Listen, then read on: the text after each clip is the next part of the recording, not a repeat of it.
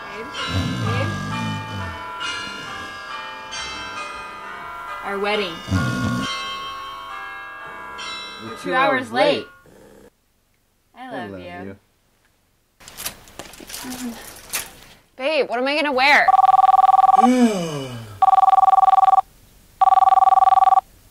Don't answer it.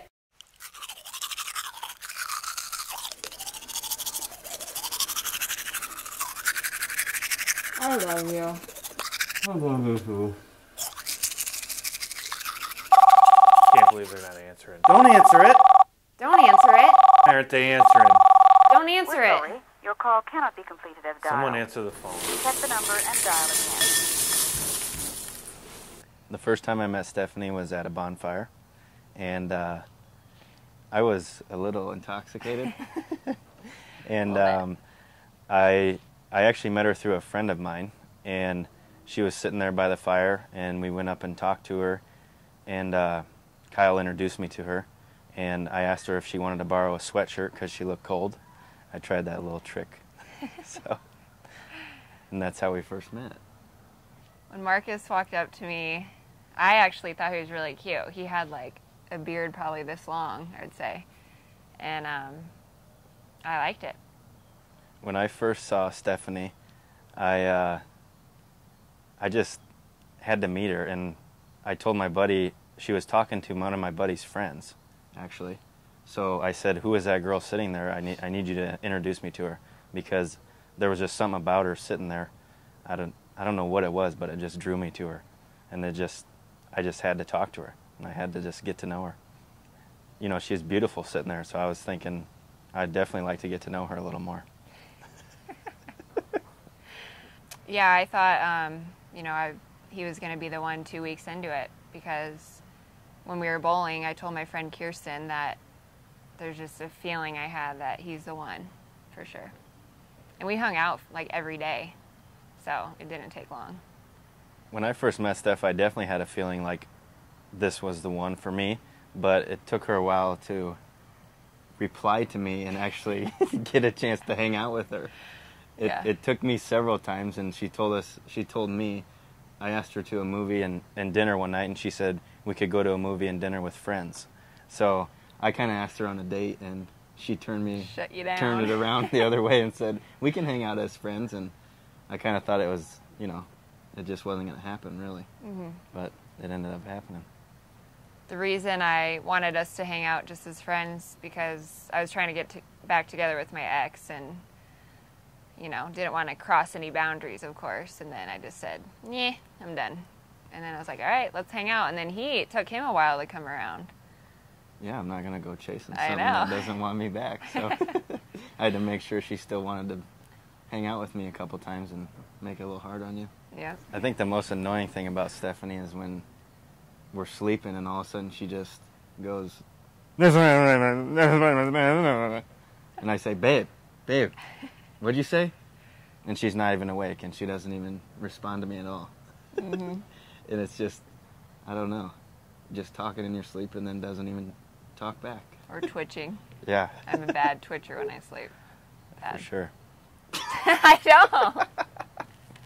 I don't know what I'm supposed to say to that. Yeah.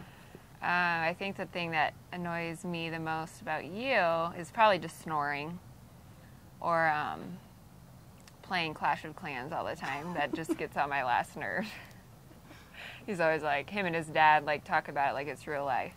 You and all your friends, and they're having group texts about it. I'm like, you guys are ridiculous. It's a great game. Like little kids. Yep. Actually, so... if we never slept together, yeah, then I guess nothing would really... annoy us? About each other? Yeah. That's crazy. You like to have, what, 3 kids? It depends how many times it takes us to get a boy. Yeah. Well, we already have our kids' names picked out, so... we have a boy and a girl name picked out right now, and we definitely have to have a boy. So it might take us 4 or 5 kids. But I think we agree on 3. Yeah. We'd like a boy and a girl to start, and then whatever happens after that. Little Jadam will be our boy. It's Madej spelled backwards, and then Peyton for a girl. Yep. The rest are extra. Yep. I think the girl's going to dance, probably. Oh, yeah, for sure. I'm going to make her dance. And I kind of want the boy to play football because I never Do you? got a chance, yeah. Not baseball? We'll see. I don't know. No soccer. I don't like soccer. No soccer. Family time's super big to me. Just, especially going to my grandparents. I go to their house every week. And just family time and family dinners, all that good stuff. I mean, we've always been big family people. So, we don't really hang out with our friends that much. I mean, we do, but it's always family, like every single weekend, which is awesome. Even when we hang out with our friends, our family's involved most of the time, so it's really nice that our friends get along with our families too. Mm-hmm. I really can't wait to have kids and be able to spend time with Steve and Ann with our kids, because I think that'll just be a great time. I think Steve and Ann are going to be great grandparents, and they can take little Jadam on fishing trips, Steve can, and teach him all about the outdoors and all that good stuff. Because my dad really is not a big outdoors guy.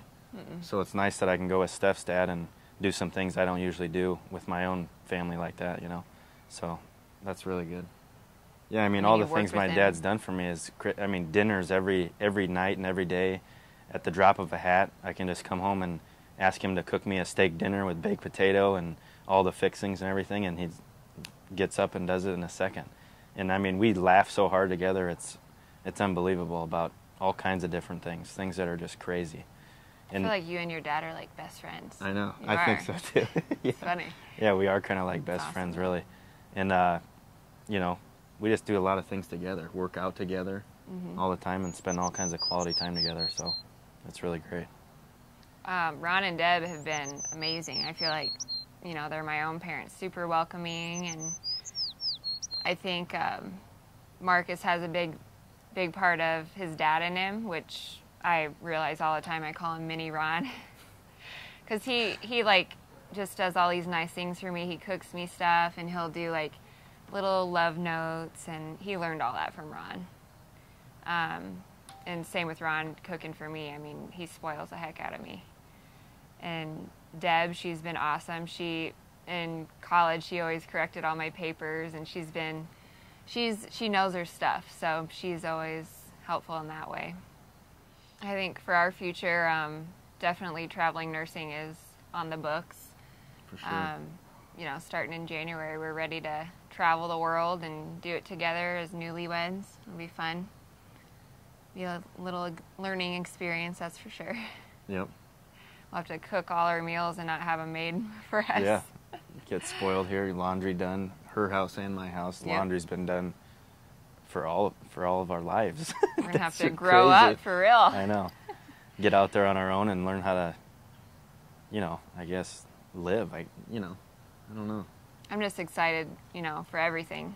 A whole new beginning, and traveling and having kids later on, enjoying the married life.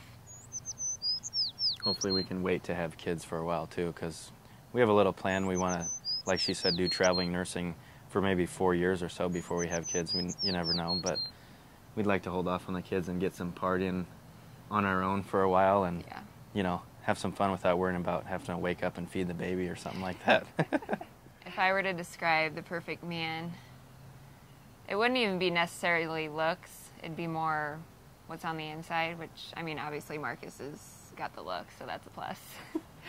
But, you know, just compassionate and affectionate is a huge thing. I mean, I'm an affectionate person, but he's made me even more affectionate. And super lovey-dovey, being able to have a conversation and communicate. That's why I fell in love with Marcus.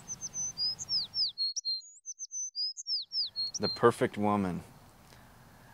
I would have to say, I'm just going to be honest here, looks are a lot to do with the perfect woman. And when I saw you, it was just, I mean, you're beautiful. So that's a big one for me, because that's the first thing you see, I think. And then you get to know someone, and then comes all the good stuff on the inside. I mean, she's the most caring person that I even have ever met. She's a nurse, and, you know, she takes care of all these people and really touches their lives. You know, family members of the people she cares for, can't thank her enough for everything she does. You make me cry. And she's touched my life. I am the luckiest person on earth. No, I think she's the second luckiest person on earth. Marcus, answer your phone. Pick it up. Don't answer it. Steph. Pick up the phone, Steph. What's going on?